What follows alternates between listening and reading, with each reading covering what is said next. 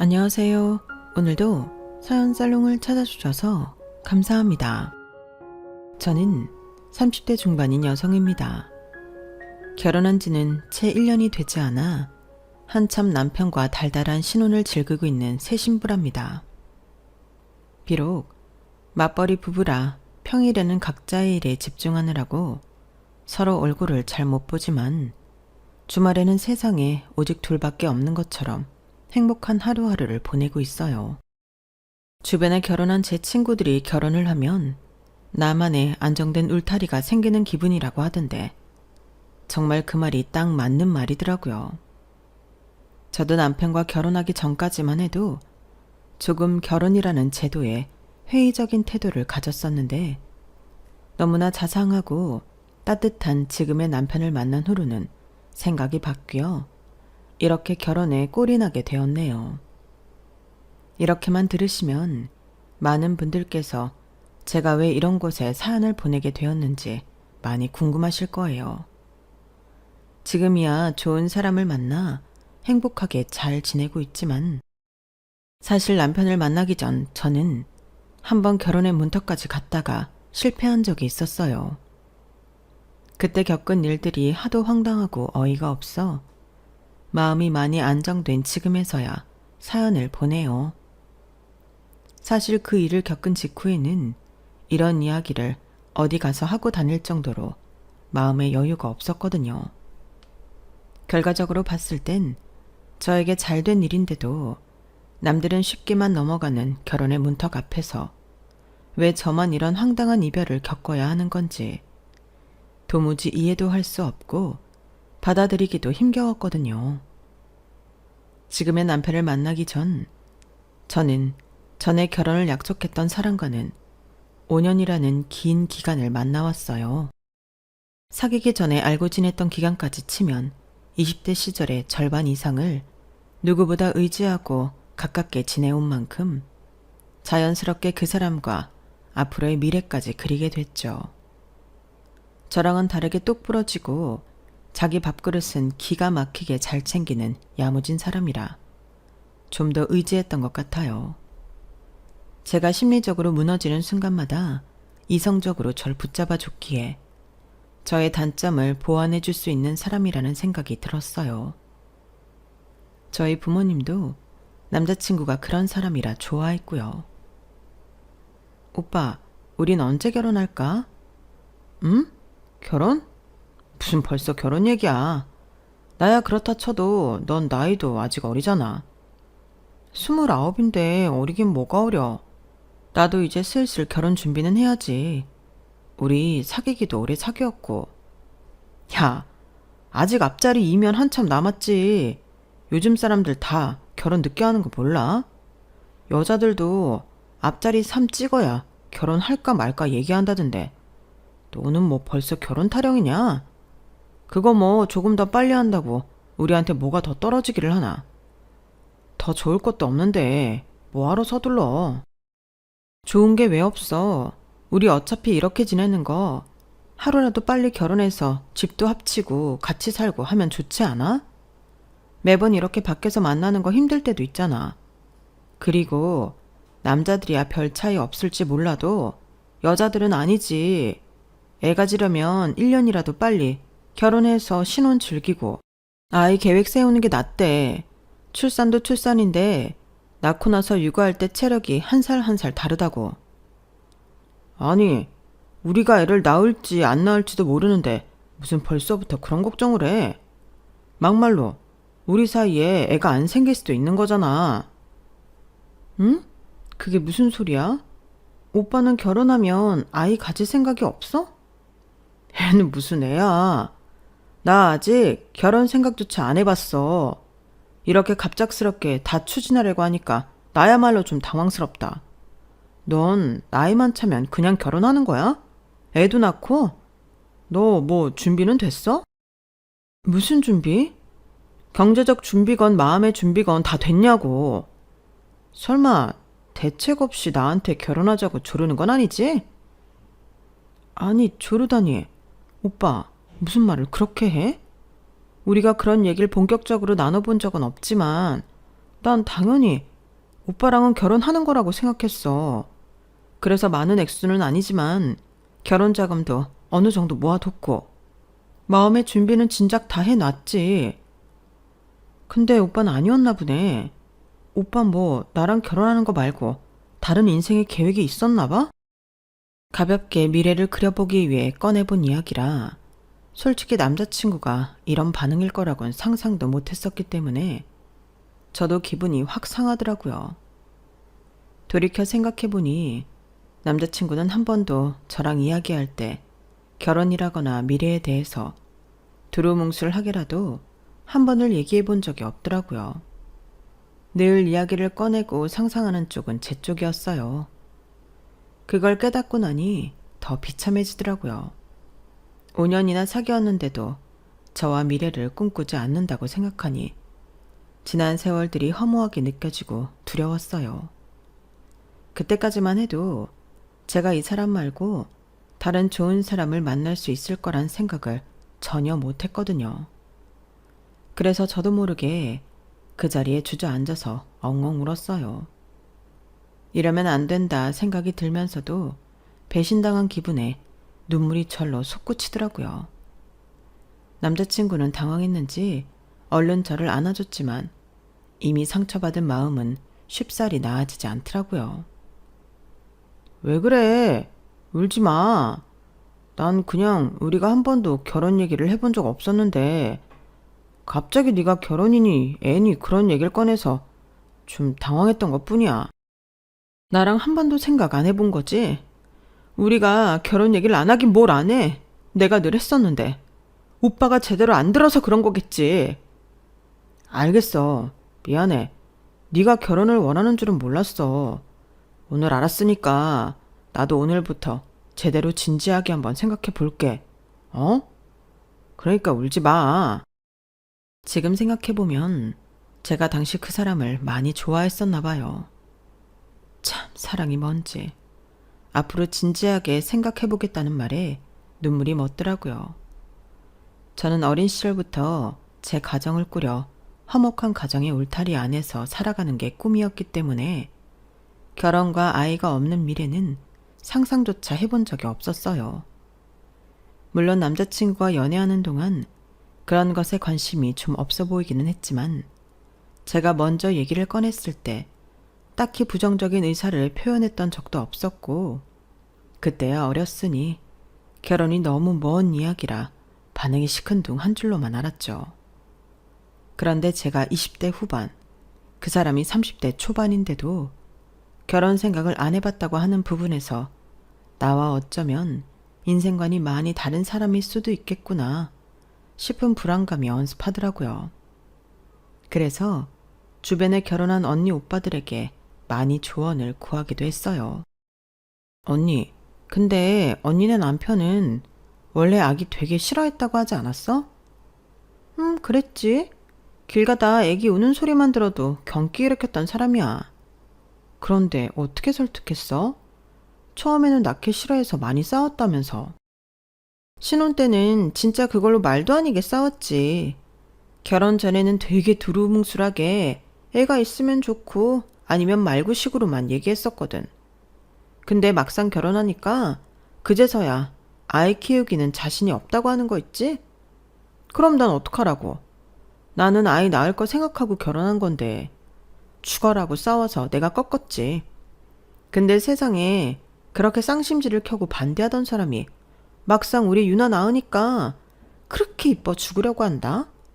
남자들도 이런 거 보면 다 본능적으로 부성애가 있어서 자기 새끼는 예뻐한다니까.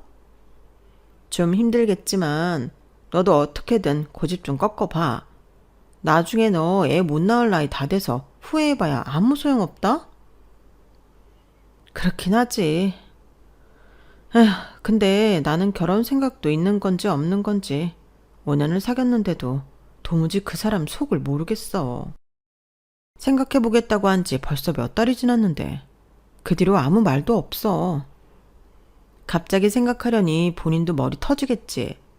30대 초반이면 결혼 얘기가 서로 나오고도 남는 시기인데 너 얘기 꺼내기 전까지 말 안 했을 정도면 진짜 별 생각 없었을 수도 있어. 그래도 남자들은 여자들이 닥달하면 다 하게 되어 있다. 잘 구슬려서 이야기 나눠봐. 알겠어. 결혼한 언니 오빠들 말론 헤어질 거 아니면 한쪽이 밀어붙이면 밀어붙이는 쪽에 맞춰주게 되어 있다고 조언을 해주더라고요. 그렇게까지 밀어붙이고 싶진 않았지만 이 사람의 속마음이 궁금하기는 했어요. 남자친구를 사랑하긴 했지만 이 사람이 저와는 전혀 다른 미래를 꿈꾸는 사람이라면 한시라도 빨리 제 인생을 위한 결정을 내려야 한다고 생각했거든요. 마찬가지로 헤어지든 그 사람을 설득하든요. 그날 그렇게 미래 이야기로 언성을 높이고 저로서는 인내심을 가지고 기다렸다고 할 만큼 충분한 시간이 흘렀어요. 틈틈이 의사를 물어보았지만 조금만 더 생각해 볼게. 쉬운 결정 아니잖아. 시간을 좀 더 줘. 같은 답답한 대답만 돌아올 뿐이었어요. 그렇게 반년이 지나고 나니 이대로라면 어영부영 남자친구의 의사는 알지 못한 채로 1년이 넘어갈 것 같더라고요. 그렇다고 붙잡고 또 꼬치꼬치 의사를 물어보자니 싸움이 날 것 같아 저도 쉽사리 이야기를 붙이지 못하겠더라고요. 그래서 고민 끝에 결심을 했어요. 차라리 제가 프로포즈 하는 걸로요. 남자친구가 고민하는 동안 저도 참 많은 고민을 했거든요. 남자친구보다는 제가 결혼이든 아이든 훨씬 더 원하는 게 분명하니 마냥 기다리지만 말고 확실히 결판을 내야겠다 싶었어요. 그냥 묻기만 하면 회피만 하니 차라리 결정적으로 프로포즈를 하면 대답을 확실하게 해줄 것 같았어요. 요즘은 옛날처럼 꼭 남자만 프로포즈 하는 게 아니라 여자도 남자에게 프로포즈를 많이 하는 추세라 별로 거리낄 건 없었죠. 그렇게 남자친구와 잠깐 여름 휴가로 떠난 국내 여행에서 저는 호텔에 프로포즈 이벤트를 미리 준비해뒀어요. 방은 저희가 도착하기 전부터 미리 예쁘게 꾸며져 있었고 남자친구가 먼저 키로 문을 열고 들어가는 순간 저는 뒤에서 폭죽을 터뜨렸죠. 방에 불이 들어오자 남자친구는 휘둥그레한 얼굴을 했어요. 이게 뭐야? 뭐긴 프로포즈지. 오빠, 나랑 결혼해 줄래? 저는 준비해왔던 시계를 꺼냈어요. 평소에 남자친구가 좋아하던 브랜드의 시계였죠. 정말 저 나름대로 큰맘 먹고 준비한 이벤트였어요. 남자친구는 아니나 다를까 시계를 보자마자 감격에 찬 얼굴로 저를 껴안더라고요. 아니, 뭐 이런 걸 다 준비했어. 오빠가 하도 대답을 안 해주니까 답답해서. 나랑 결혼해 줄래? 그 와중에도 남자친구는 쉽사리 바로 대답을 하지 못하더라고요. 솔직히 자존심이 확 상했지만 묵묵히 남자친구의 대답을 기다렸어요. 어차피 거절을 당하더라도 결판을 내기 위한 거나 다름없었던 프로포즈라 제가 달게 받았었어야 했죠. 그래, 내가 너무 많이 망설였지. 너도 나도 이제 곧 결혼 정년기에 접어드는 나이이기도 하고 나도 너처럼 오래 만난 여자는 처음이야. 결혼하자. 프로포즈는 남자가 해야 하는데 이렇게 먼저 용기 내줘서 정말 고마워. 내가 앞으로 정말 잘할게. 약간의 침묵 끝에 남자친구의 입에서 나온 대답은 정말 감동적이었어요. 그 잠깐의 침묵이 어찌나 길게 느껴지는지 저는 혹여나 거절당하는 거 아닐까 싶어서 정말 불안하고 초조했어요. 남자친구의 대답을 듣고 나서야 긴장감이 확 풀리면서 울음이 터지더라고요. 왜 울어? 내가 미안해. 우리 결혼해서 행복하게 살자. 앞으로 행복하게 살 일만 남았어. 다시는 안 울릴게. 그만 울어. 그렇게 약간의 우여곡절 끝에 저희는 양가 부모님께 결혼의 뜻을 알리고 본격적인 결혼 준비를 시작하게 됐어요. 오랫동안 사귄 사이라 양가 부모님께서 서로의 존재를 알고 있기는 했지만 가끔 남자친구를 집에 데리고 와 고기를 구워 먹이던 저희 엄마와는 달리 남자친구네 부모님께서는 결혼도 안 한 여자친구를 소개받는 걸 많이 불편해하고 꺼려하셨어요. 그래서 저는 한 번도 남자친구네 부모님을 뵌 적이 없었죠. 됐어. 어차피 결혼하면 보기 싫어도 봐야 하는데 뭐하러 결혼 전부터 봐? 차라리 잘 된 거야. 너 그거 인사 한 번 가면 매년 생신이니 명절이니 아예 모른 척 할 수 있어? 그것도 그것대로 말 나온다? 차라리 어색하고 낯선 사이로 지내는 게 나아. 혹시나 남자친구네 부모님께서 저를 마음에 들어하지 않으시거나 할까봐 미리 눈도장도 찍어두고 잘 보이고 싶었는데 부담스럽다는 이유로 도무지 저에게 그런 틈을 내어주지 않으시더라고요. 주변 친구들도 결혼 전부터 굳이 예비 시부모까지 챙길 필요는 없다고 해서 그냥 그런 대로 지내왔는데 확실히 갑자기 인사를 드리러 간다고 생각하니 조금 마음의 부담이 확 오더라고요. 오빠는 좋겠네. 우리 엄마랑 이미 친하니까 긴장도 안 해도 되고. 야, 그래도 긴장되지. 긴장이 어떻게 안 되냐? 뭐 우리 엄마야 이제 와서 반대할 리도 없고 나는 두 분 다 처음 뵙는 거고 또 혹시 모르니까. 에이, 무슨 그런 말을 해. 괜찮아. 내가 다 말 잘해놨으니까 걱정하지 마. 알겠어. 그렇게 불안 반 설렘 반으로 제가 먼저 예비시댁에 인사를 드리러 갔어요. 오빠에게 물어서 어머님이 좋아하신다는 꽃과 아버님이 좋아하신다는 얼그레이 케이크까지 주문 제작해서 찾아뵈었죠. 저 나름대로 옷차림도 신경을 많이 썼고 깍듯하게 예의를 지키려고 노력을 많이 했어요. 제가 너무 긴장을 한 탓인지 분위기가 빠르게 화기애애해지진 않았지만 각고의 노력 끝에 식사가 끝나고 티타임을 할 때쯤에는 그래도 얼어있던 분위기가 한층 풀렸죠. 어머님 아버님께서도 그게 느껴지셨는지 조금씩 저를 친근하게 대하기 시작하셨어요. 남자친구의 어린 시절 자랑부터 당신들께서 아들을 얼마나 애지중지 키우셨는지 뭐 그런 이야기들을 한참 늘어놓으시다가 화제가 저로 바뀌었어요. 저에 대해 이것저것 물으시길래 성실하게 대답해드리고 있는데 예상치 못한 질문이 훅 들어오더라고요. 아, 맞다. 아버지가 돌아가셨다면서? 네? 아, 네. 이런 거 물어봐도 되나? 어쩌다 돌아가신 거야? 그 질문을 들으니 정말 반사적으로 남자친구를 쳐다보게 되더라고요. 왜냐하면 제가 이 이야기를 꺼내는 것 자체가 너무 상처라 불편하게 여기는 주제였고 그만큼 예민하게 굴고 스트레스 받는다는 걸 남자친구는 알고 있었기 때문에 당연히 이 점에 대해서는 눈치껏 미리 부모님께 이야기를 드렸을 거라 생각했거든요. 사실 이건 정말 꺼내기 어려운 이야기지만 저희 친정 아빠께서는 제가 중학생 때 간 여름 휴가에서 바다에 빠진 저를 구하시려다 돌아가셨어요.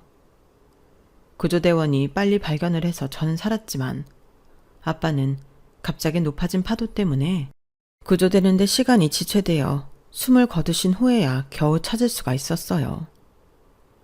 정말 어디 재난 영화에나 나올 것 같은 모습이지만 그게 저에게는 실제로 일어난 일이었고 아직까지도 정말 꿈처럼 비현실적이면서 한편으로는 어제 일어난 일처럼 생생하기도 해서 말로 꺼내는 게 무척이나 힘들었어요.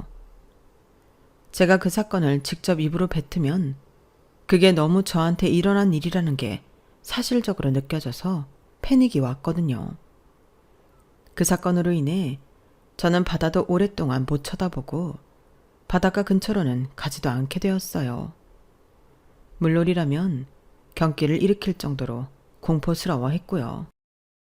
친한 친구들조차도 저와 정말 가까운 소수만이 아는 사이였고 남자친구와도 3년을 만난 끝에야 겨우 사실대로 이야기를 꺼낼 수 있었을 정도로 저에겐 정말 예민한 이야기였어요. 남자친구 쪽에서 알아서 시부모님께 이야기를 전달했다거나 그렇지 않더라도 나서서 이런 질문은 제지해주기를 원했는데 남자친구는 멀뚱하게 입 다물고 가만히 있더라고요. 솔직히 좀 짜증이 치밀었지만 결혼을 하고 가족이 되어야 하는 자리에 거짓말이나 둘러대는 건 좋지 않다는 생각이 들어 그냥 이번 한번 마음 단단히 먹고 이야기해야겠다고 생각했어요. 이제는 시간이 많이 지나기도 했고 언제까지 과거에 얽매여 살 수도 없었으니까요. 저희 아빠는 어렸을 때 바다에서 놀다가 물에 빠진 절 구하시려다가 돌아가셨어요. 어머나 세상에, 정말이야? 아니, 수영도 못하는 양반이 딸을 구하겠다고 뛰어드신 거야? 별로 이 주제에 대해 자세히 이야기하고 싶지 않았는데 시어머니께서 호들갑을 떨며 물어보시니 대답 안 하고 넘어가기도 난감하더라고요. 아니요, 아빠는 수영을 잘하셨는데 갑자기 파도가 높아져서 휩쓸리셨어요. 구조대원은 뭐하고? 그럼 너는 어떻게 살았어? 너 구하고 돌아가신 거야? 어머님, 죄송한데 이 이야기는 너무 자세히 하고 싶지는 않아서요. 이야기하면 자꾸 그때 생각이 나서 조금 힘들어요. 아유, 그래. 미안하다. 근데 이런 경우는 내가 처음 봐서 그래. 아니, 세상에. 아무리 살다 보면 별일이 다 있다지만 어떻게 돌아가셔도 그렇게 돌아가시니? 평범하게 교통사고암 이런 것도 아니고. 네, 그러게요. 생각만 해도 트라우마가 몰려오는 기분이라 시선을 피하고 말끝을 흐리는데도 어머님은 멈추시지 않더라고요. 엄마, 좋은 얘기도 아닌데 그만하세요. 다른 거 물어보세요. 아유, 그래, 미안하다. 어디 가서 잘 들을 수 없는 얘기다 보니 궁금해서 나도 모르게. 그래, 딴 얘기하자. 남자친구는 제 상태가 이상하다는 걸 알아차렸는지 뒤늦게 나서더라고요. 그제서야 저는 숨막히는 아빠 얘기를 그만두고 다른 이야기로 넘어갈 수 있었어요. 그래도 한동안 살짝 멍하더라고요. 어떻게 시간이 흘러갔는지도 모를 만큼 정신없이 그렇게 첫인사가 끝나갈 때쯤이었어요. 어머님이 갑자기 저를 손짓으로 조용히 부르시더라고요. 예, 정말 미안하다만 그래서 너는 어떻게 살았다고? 내가 이거 모르고 넘어가면 밤에 잠이 안 올 것 같아서 그런다. 네? 그렇게 얘기하기 싫은 티를 냈는데 마지막까지 저를 붙잡고 기어이 그걸 물어보시니 정말 황당하고 어이가 없더라고요. 제 표정이 눈에 띄게 안 좋아지니 멀리서 남자친구가 뭔가 눈치챘는지 얼른 저를 데리러 오더라고요. 얼른 가자. 데려다 줄게. 저는 집으로 돌아가는 차 안에서 정말 펑펑 울었어요. 남자친구도 연신 미안하다며 사과를 했지만 모든 게 밉고 원망스러웠어요. 한편으로는 제가 이런 집에 시집을 가는 게 맞는 걸까? 고민이 되더라고요. 이런 제 마음을 읽은 건지 남자친구가 선수를 치더라고요. 설마 오늘 일 때문에 나랑 결혼 안 하겠다거나 그런 건 아니지? 결혼하면 저럴 일 절대 없게 내가 잘할게. 엄마가 워낙 궁금한 걸 못 참는 성격이라 그래. 오늘 일은 내가 대신 사과할게. 처음엔 정말 결혼을 다시 생각해봐야 하나 싶을 정도로 화가 나고 당황스러웠는데 시간이 지나 남자친구의 위로와 설득을 듣다 보니 마음을 다잡자는 쪽으로 기울었어요.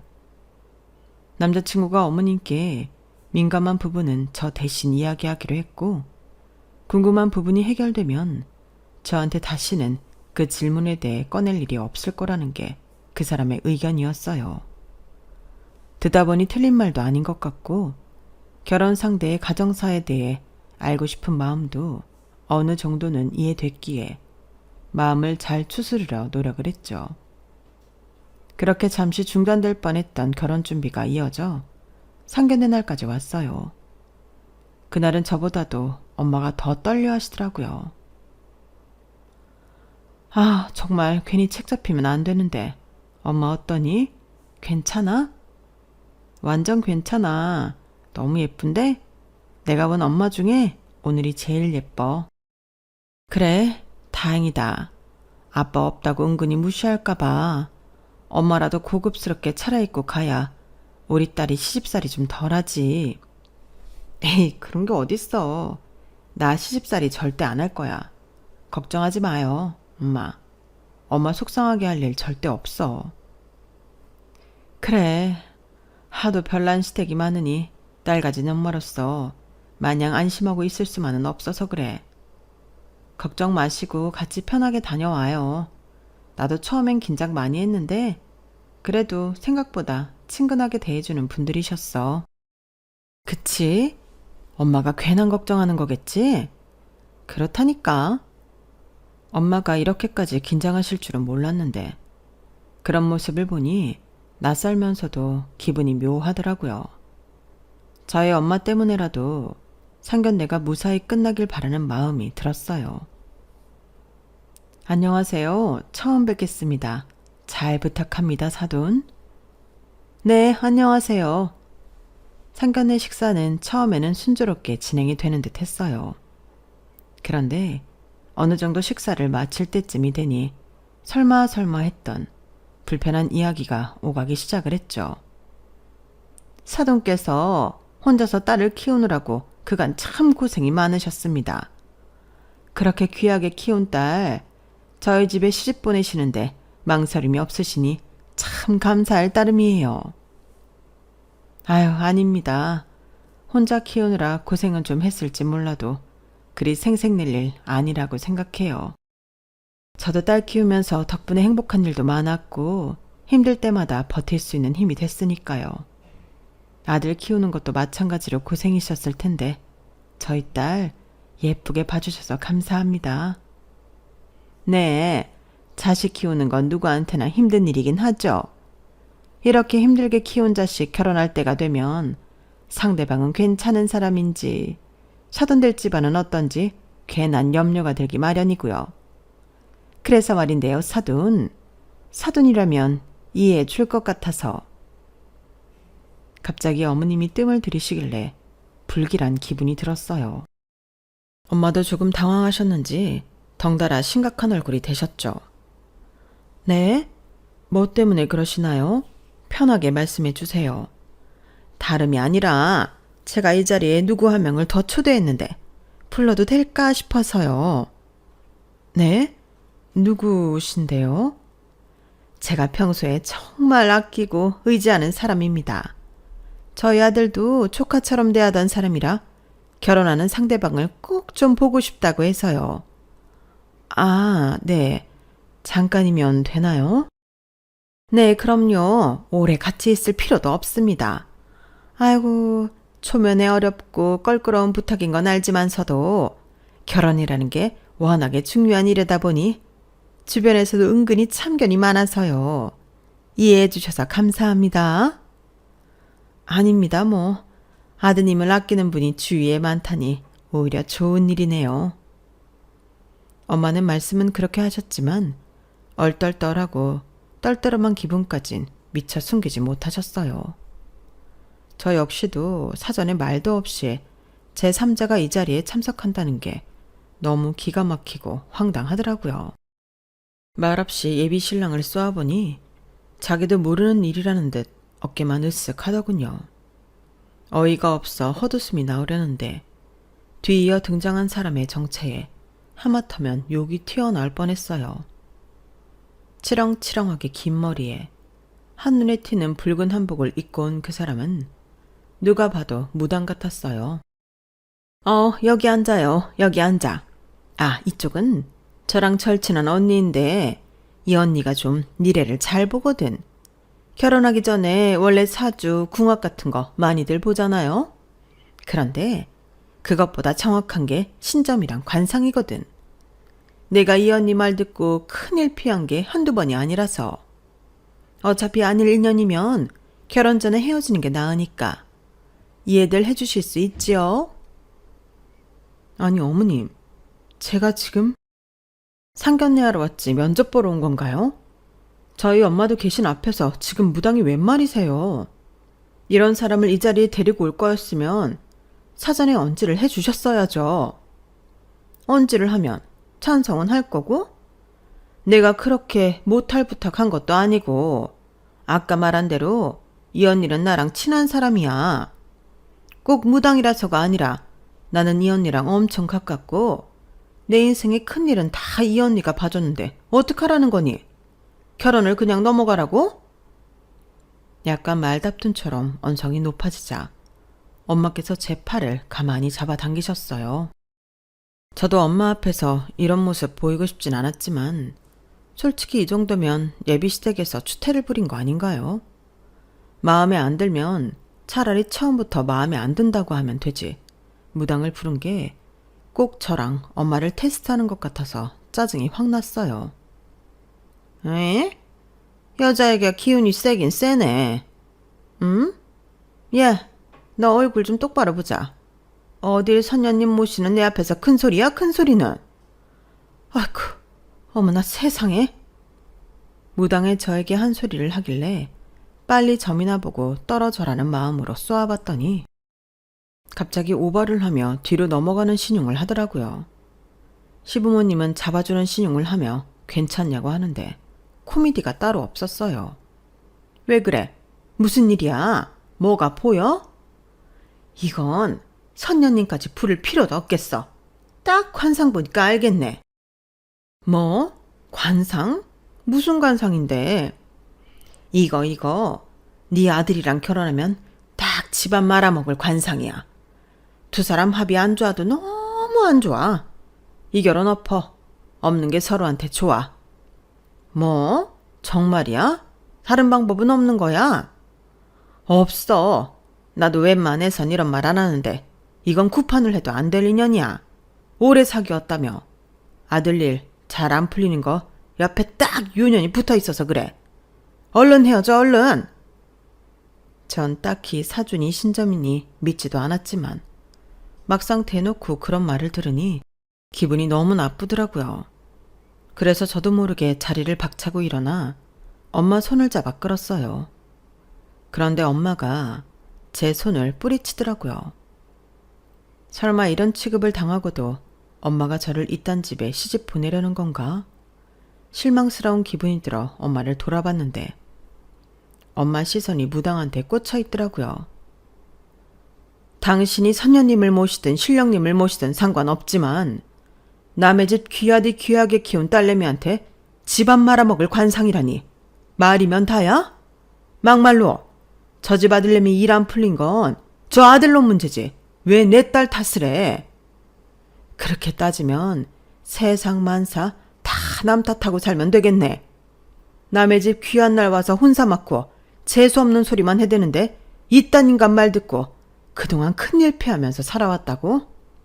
참, 사돈 수준도 알만하네. 나도 이런 미신이나 맹신하는 집안엔 우리 딸 못 보내니까 결혼 없죠. 미쳤다고 이런 집에 내 딸을 시집 보내? 굴러들어온 복덩이를 제 발로 차는 것도 분수가 있지.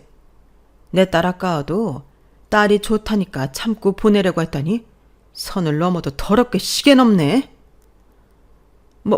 뭐라고? 아, 언니 말이 맞네.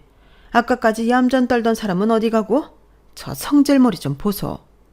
이제 와서 딸 결혼 못 시킬 것 같으니 본성을 드러내네. 아, 소름 돋아. 인간이 이렇게 겉으로 봐서는 하나도 믿을 구석이 없으니까 내가 점을 보지. 내가 괜히 점 보러 다니는 줄 알아? 다 당신 같은 인간들 피하려고 그런 거야. 삿대질하며 흥분하는 시어머니를 놔두고 엄마께서는 제 손을 잡고 자리를 나오셨어요. 너 이 결혼 절대 안 된다. 나중에 혹시라도 진정되고 나서 날 설득할 생각은 말아라. 저도 그럴 생각 없어요, 엄마. 오늘 일은 무슨 TV 프로그램에 나올 얘기지. 저런 유별난 집에 어떻게 시집을 가요? 진짜 기가 막혀서. 그리고 네 예비 신랑 그것도 아주 몹쓸 놈이야. 그 무당년이 네 욕하고 면박 줄 때 그놈 표정을 유심히 봤는데 별로 기분 상해 보이지도 않고 그러려니 하고 멍청하게 듣고만 있더라. 널 정말 아끼는 사람이 그런 소리를 듣고만 있어? 엄마처럼 화가 나서 날뛰어야 정상이지. 그놈도 안 될 놈이야. 사랑만 받고 살아도 모자랄 우리 딸이 그런 맹한 놈한테 가서 그런 경우도 없는 시부모님으로부터 보호도 못 받고 살 걸 생각하면 안 되지. 절대 안 되지. 뭐 그 무당 사람 볼 줄 알아? 내 나이도 60 가까이 됐는데 사람 척하면 척이야. 하도 황당하고 정신없는 상황이라 예비신랑 표정까지 볼 정신은 없었는데 엄마는 그 와중에 남편이 어떻게 반응하는지를 살피셨나 봐요. 저를 아끼는 사람인지 아닌지를 그 상황을 보고 바로 판단하신 것 같았어요. 그 얘기를 듣고 나니 늘 결혼에 뜨뜻미지근했던 예비신랑의 태도가 떠오르더라고요.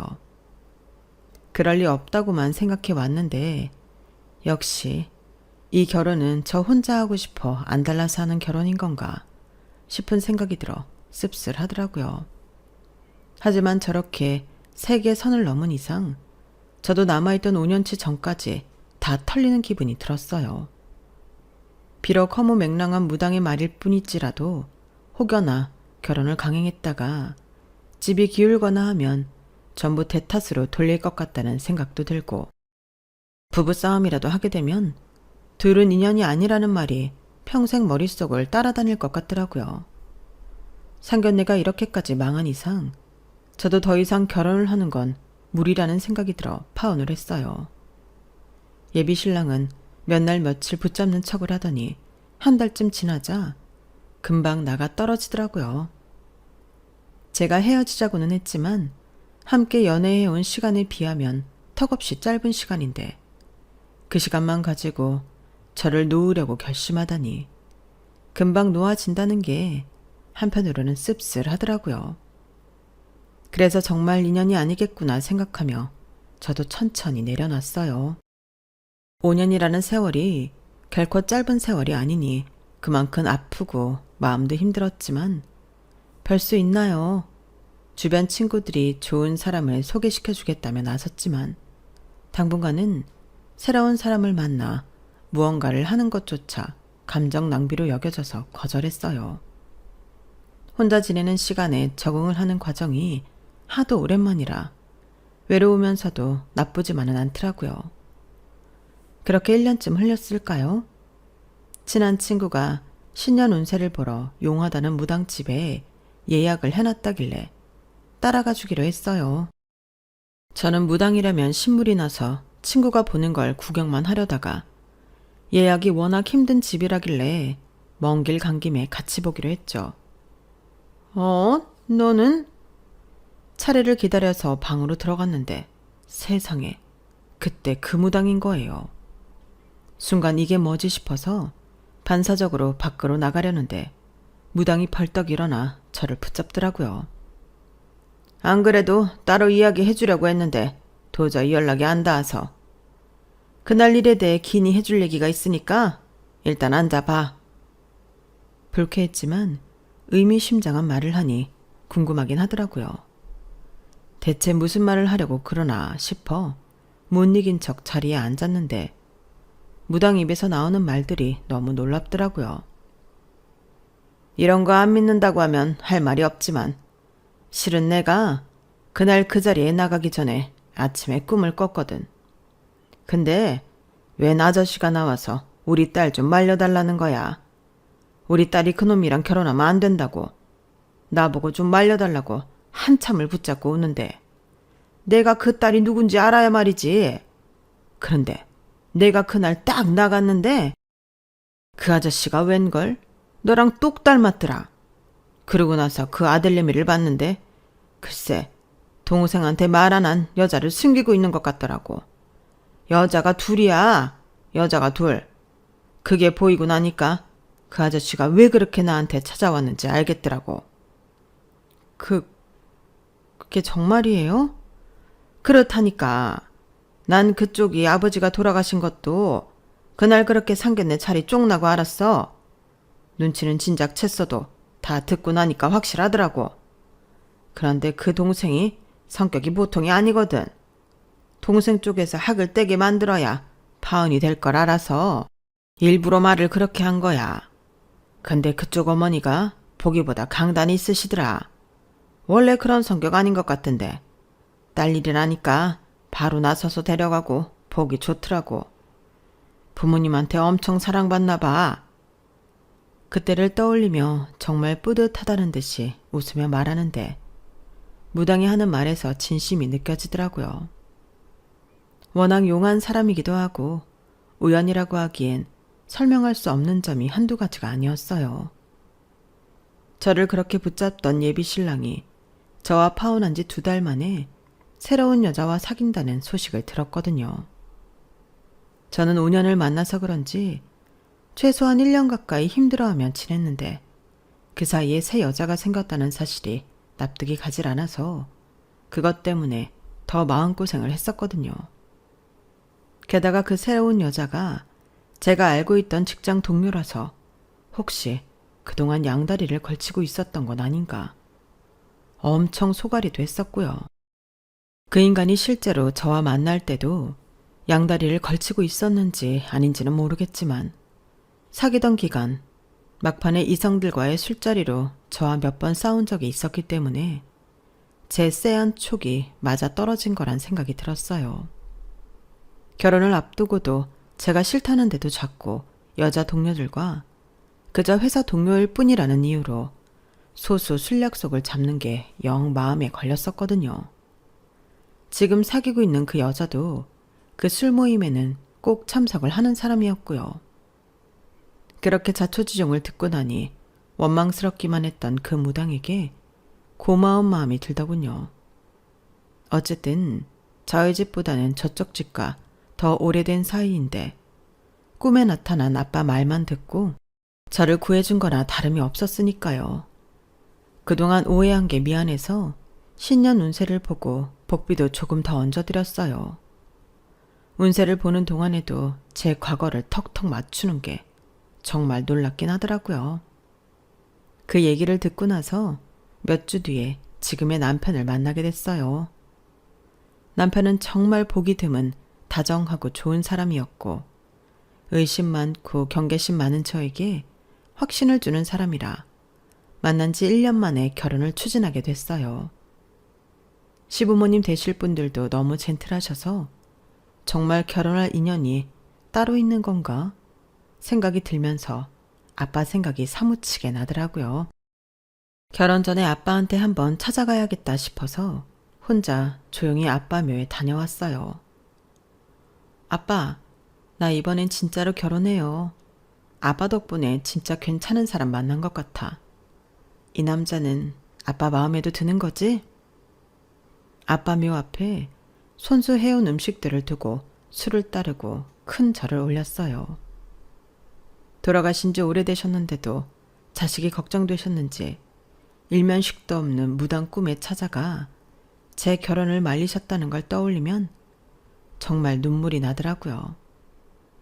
그렇게 아빠랑 좋은 시간을 보내고 나서 지금의 남편과 결혼을 했죠. 정말 그 일이 없었더라면 지금처럼 행복하게 살지 못했을 거예요.